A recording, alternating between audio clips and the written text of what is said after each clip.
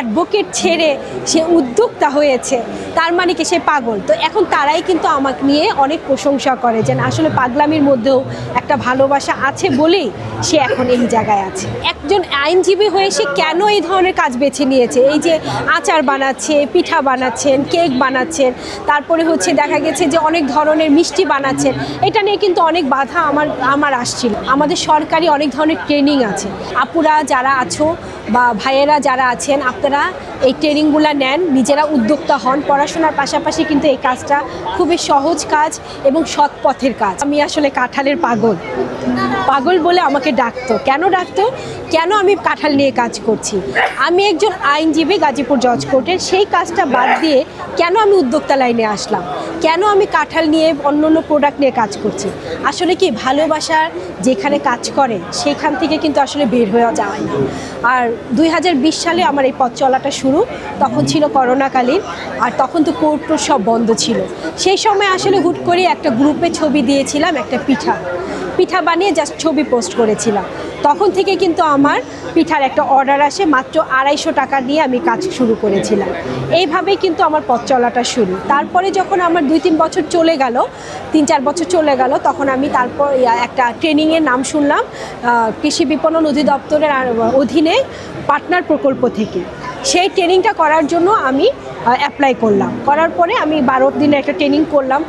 করে আমার অনেক উপকার হয়েছে। আমি কাঁঠাল নিয়ে ওখানে আচার বানানো হয় কিভাবে সেইটা আমি শিখলাম, সংরক্ষণ করা যায় কিভাবে। বাধা তো সবসময় সব জায়গাতেই থাকে, তেমনি আমার বেলাও কিন্তু অনেক বাধা ছিল। আমি কেন উদ্যোক্তা হলাম, কেন কাজ করছি, এটা নিয়ে অনেকের অনেক ধরনের প্রশ্নও ছিল। এবং আরেকটা বিষয় ছিল যেটা যে একজন আইনজীবী হয়ে সে কেন এই ধরনের কাজ বেছে নিয়েছে, এই যে আচার বানাচ্ছে, পিঠা বানাচ্ছেন, কেক বানাচ্ছেন, তারপরে হচ্ছে দেখা গেছে যে অনেক ধরনের মিষ্টি বানাচ্ছেন, এটা নিয়ে কিন্তু অনেক বাধা আমার আসছিল। কিন্তু সেই বাধাটা কিন্তু উপেক্ষা করে আমি সেই জায়গাটা তৈরি করতে পেরেছি। এখন বাধা ছিলই যে মা তুমি এটা করো না। আমার 2 ছেলের বক্তব্য ছিল, আমার হাজব্যান্ডের বক্তব্য ছিল যে এটা কেন করবা, কেন তুমি উদ্যোক্তার পথ বেছে নিবা। তো সে যখন দেখলো যে না আমার ভিতরে একটা স্পিড আছে, আমি কাজ করতে পারি বা এটাকে আমি ভালোবাসি, তখন তারাই কিন্তু আমাকে সাপোর্ট দিচ্ছে। পরিবারের সাপোর্ট ছাড়া তো আগানো যায় না সামনের দিকে। এটাই বলতে চাই, সম্ভাবনা কিন্তু উদ্যোক্তার জন্য অনেক কিছু আছে। এখন নারীদের জন্য বিশেষ করে অনেক রাস্তা খোলা। কেন? আমাদের সরকারি অনেক ধরনের ট্রেনিং আছে, একটু ট্রেনিং নিলেই কিন্তু সে একজন উদ্যোক্তা হতে পারবে।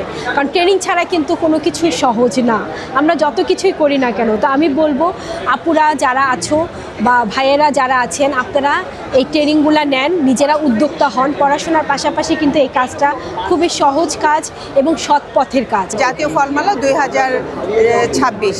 তো জাতীয় ফলমেলা বলতেই মানে প্রথমে জাতীয় ফলটাই প্রথমে মাথায় আসে, সেটা হচ্ছে জাতীয় ফল কাঁঠাল। আমাদের কাঁঠালটা হচ্ছে যে এত বেশি নষ্ট হয়ে যায়, তো এই কাঁঠালটাকে আমরা কিভাবে নষ্টের হাত থেকে রক্ষা করতে পারি।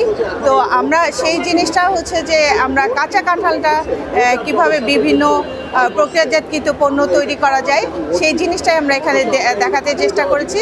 কাঁচা ফল থেকে আমরা প্রায় 30 রকমের পণ্য উৎপাদন দেখিয়েছি এখানে, এবং এখানে মেলায় আগত দর্শনার্থীরা খুবই আগ্রহ ভরে এই পণ্যগুলো দেখছে এবং তার প্রক্রিয়াজাতের পদ্ধতিগুলো তারা দেখছে।